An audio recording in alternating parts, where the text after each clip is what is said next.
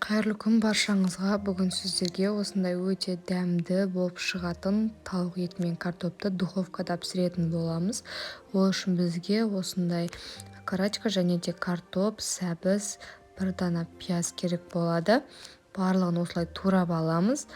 Турап ыдысымызға салып, дәмдеуіштерді қосып араластыратын боламыз.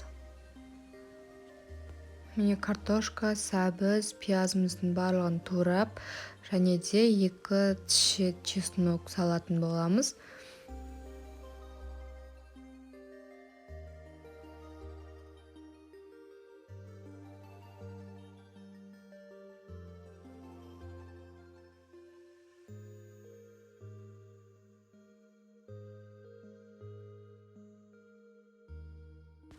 Содан соң осылай окорочкамызды майда бөліктерге бөліп турап ыдысымызға салып аламыз.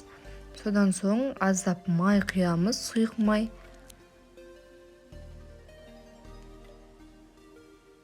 Лавр жапырағынан 1 дана, және де томат пастасы, аздап дәміне қарай тұз, бұрыш, барлығын салып араластырып аламыз.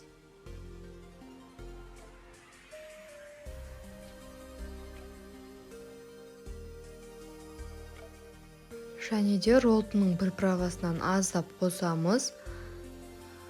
Әркім өз қалауына байланысты қоса берсе болады. Және де укроп саламыз. Укроптарымызды осылай турап, барлығын салып, жақсылап араластырып аламыз. Содан соң 30 минутқа қалдырамыз.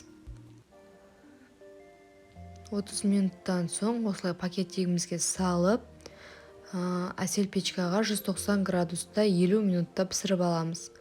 Міне тамағымыз осымен пісіп шықты.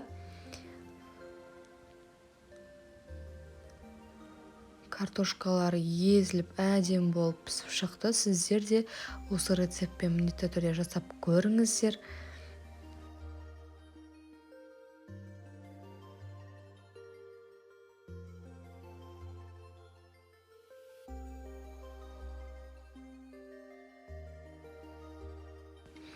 Тамағымызды ыдысымызға салып, ұсына берсеңіздер болады.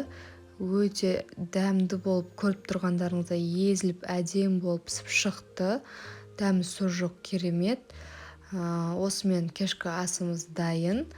Сіз видео ұнаса, лайк басып, комментарий қалдыруды ұмытпаңыздар. Сіздер де осы рецептпен жасап көріңіздер дегім келеді.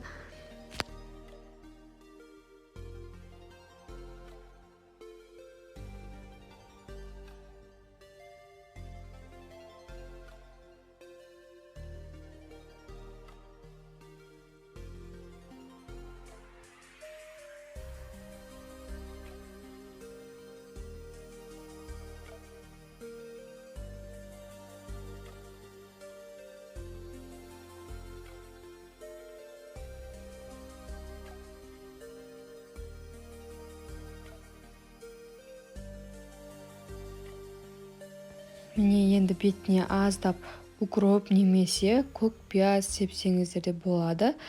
Осымен тамағымыз дайын. Ас болсын.